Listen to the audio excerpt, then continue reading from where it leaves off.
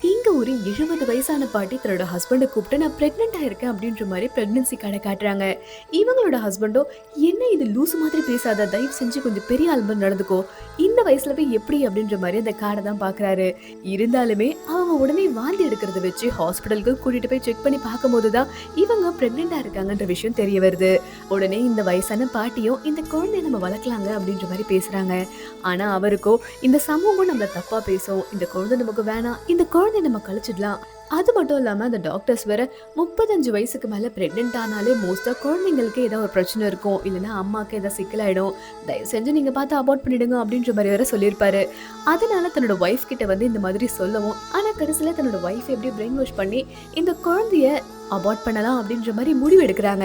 ஆனா கடைசியில செக்அப் பண்ணலாம்னு சொல்லி ஹாஸ்பிட்டலுக்கு போகும்போது அந்த குழந்தை ரொம்பவுமே ஹெல்த்தியா இருக்கு, உங்க குழந்தை ரொம்ப ஆரோக்கியமா இருக்கு, நீங்களும் ஆரோக்கியமா இருக்கீங்க, கண்டிப்பா உங்களுக்கு நல்லபடியா இந்த குழந்தை பிறக்கும்னு சொல்லி வேற ஒரு டாக்டர் சொன்னதுமே இந்த வயசான பாட்டிக்கு ரொம்பவுமே சந்தோஷமாகுது. அது மட்டும் இல்லாம தன்னோட குழந்தைய ஸ்கேன்ல பார்த்த இந்த வயசான தாத்தாக்குமே சரி என்ன ஆனாலும் பரவாயில்ல, நம்ம குழந்தைய பெத்துக்கலாம் அப்படின்ற மாதிரி முடிவெடுக்கிறாரு.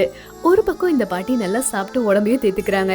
ஆனா இன்னொரு பக்கம் அவங்களோட ஃப்ரெண்டு வந்து, உனக்கு எங்கேயாவது அறிவு இருக்கா, இப்பவே உனக்கு 70 ஆச்சு, உன் குழந்தைக்கு 20 வயசு ஆகும் போது உனக்கு 90 வயசாயிடும், அப்ப நீ உயிரோட இருப்பியோ இல்லையோ தெரியாது, ஆனா அந்த குழந்தைய கடைசியில யாரு பாத்துக்குவா, அப்புறம் அந்த குழந்தை அனாதையாயிடாதா, கொஞ்சம் கூட இதெல்லாம் யோசிக்காம என்ன முடிவெடுக்கிற நீ அப்படின்ற மாதிரி சொல்றாங்க. இருந்தாலுமே யார் முடிவும் கேட்காத மாதிரி தான் இந்த குழந்தைய வளர்க்க போறேன் அப்படின்ற மாதிரி ரொம்பவே முடிவுல இருக்காங்க. இன்னொரு பக்கம் இந்த தாத்தா வேற குழந்தைய இந்த காலத்துல படிக்க வைக்கிறதுக்கு எவ்வளவு செலவாகும்னு சொல்லி அவரும் ஒரு பக்கம் கால்குலேட் பண்ணி பார்த்துட்டு, ஐயோ இவ்ளோ காசு நம்மளால எப்படிடா சேர்த்து வைக்க முடியும் அப்படின்ற மாதிரி தலையை பிடிச்சிட்டு உட்காந்துட்டு இருக்காரு. ஆனாலுமே தன்னோட ஒய்ஃபோட ஆசைக்காக என்ன ஆனாலும் சரி இந்த குழந்தைய நல்லபடியா வளர்க்கலாம்னு சொல்லி 2 பேருமே முடிவெடுக்கிறாங்க.